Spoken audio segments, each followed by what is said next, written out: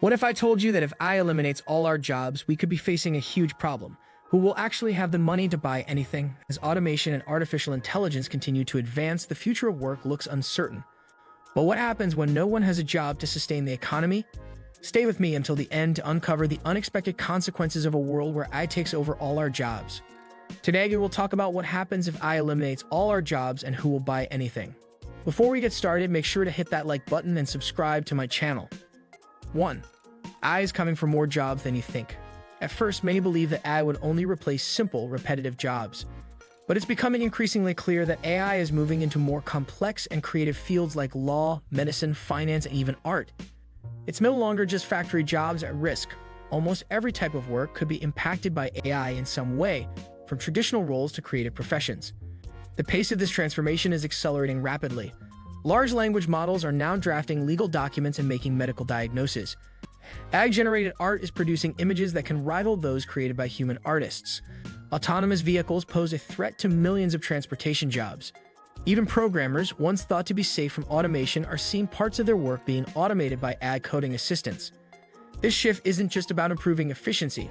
It's a fundamental change in how value is created and perceived. When AI can write an article, design a logo, or analyze a financial statement in a matter of seconds, the economic value of these human skills is dramatically altered. Jobs that once relied on the creativity, expertise, and time of individuals are now being redefined, making it harder to measure the worth of human labor in a world where AI can perform similar tasks faster and often with greater accuracy. This shift raises important questions about the future of work and the potential economic and social consequences. 2. No jobs means no buyers. The issue becomes even more complex when we consider the broader economic impact. If millions of people lose their income due to AI replacing their jobs, not only will their ability to spend be diminished, but the ripple effect on other sectors will be significant.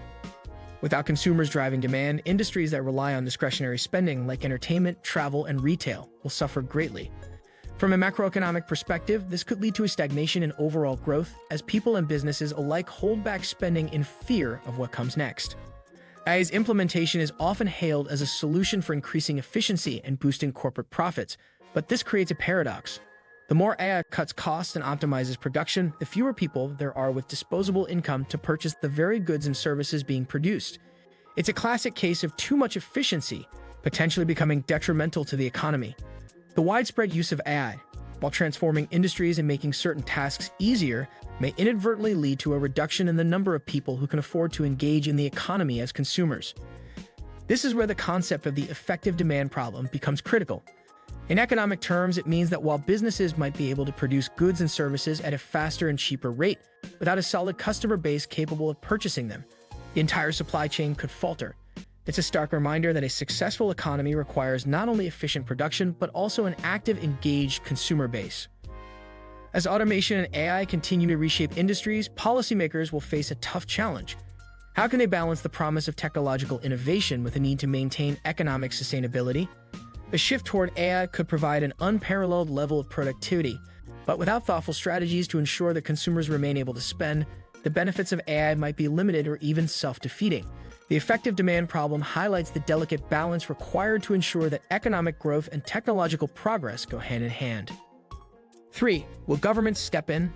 As the conversation around Universal Basic Income (UBI) continues to evolve, there are several practical and philosophical questions that need to be addressed. One of the main concerns is how governments can realistically fund UBI on a large scale. The idea of taxing AI and automation is one potential solution, but it would require careful planning and global cooperation as AI technologies are often developed and implemented by private companies across borders. Determining the right tax rates and structures would be a complex task, as the speed at which automation is advancing far outpaces the regulatory frameworks designed to address it. Wealth taxes, robot taxes, and data dividends are also seen as ways to redistribute the wealth generated by AI and automation to the public. If AI systems are driving profits in industries, then taxing the companies that own these machines or the data they collect could generate the funds necessary for UBI. However, these ideas raise further concerns, such as how to assess the value of data and AI contributions, and how to prevent large tech companies from finding loopholes to avoid paying their fair share. Shorter work weeks are another promising concept. If AI can increase productivity without requiring additional labor, it might make sense for workers to enjoy the benefits of a better work-life balance, with more time for leisure or personal pursuits. This approach, however, could face resistance from both employers and employees. Employers may worry about the impact on productivity and profitability, while employees may fear a reduction in wages or job insecurity. Another challenge with AI is the potential cultural shift it would require. Many people define their identity and self-worth through their work. The idea of receiving a guaranteed income without working could be seen as controversial, with critics arguing that it might discourage people from striving to improve their skills or contribute to society. Proponents, on the other hand, argue that UBI could free people from the pressures of traditional work and allow them to pursue more meaningful endeavors such as education, entrepreneurship, or community engagement. 4. New kinds of jobs could appear. Another possibility is that AI won't kill jobs, it'll just change them. New industries, new careers, new creative fields could open up that we can't even imagine yet. Just like how the internet created jobs that didn't exist 30 years ago, AI can do the same. We're already seeing the emergence of prompt engineers, AI trainers, and AI ethicists. Beyond these obvious examples, AI might enable entirely new forms of creative collaboration between humans and machines. Perhaps we'll see growth in highly personalized services where the human touch remains essential: custom experiences, education, care work, and community building. History suggests technological revolutions typically create more jobs than they destroy, but the transition period can be painful and prolonged. The question is whether AI is fundamentally different from previous technological shifts due to its ability to perform cognitive, not just physical, tasks. 5. Ownership in the AI economy. Perhaps the most radical solution would be rethinking ownership itself. If AI and automation generate tremendous wealth but concentrated among the owners of the technology, maybe ownership needs to be more broadly distributed. This could mean employee ownership of companies, public ownership stakes in AI firms, or community ownership of local automated services. Some futurists envision platform cooperatives where users own the AI platforms they interact with, similar to credit unions or agricultural cooperatives. The central question becomes not just who works, but who owns the machines doing the work. 6. Consumer culture in question. Our current economy relies on constant consumption and growth. If AI dramatically changes how we work and earn, it might also transform what we value and how we spend.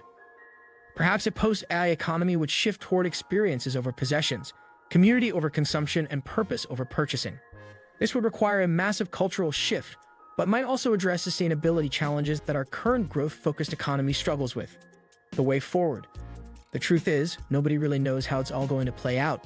But one thing's for sure, if AI takes away all the jobs, the world is going to have to find a brand new way to keep money flowing and people spending. Because without buyers, even the smartest AI won't have a market to sell to. What's clear is that these questions are too important to leave solely to technologists or the market. They require broad democratic engagement, thoughtful policy, and a willingness to reimagine our economic foundations. What do you think of our video? Let me know in the comment section below. Also, subscribe to our channel before you go. Thanks for watching.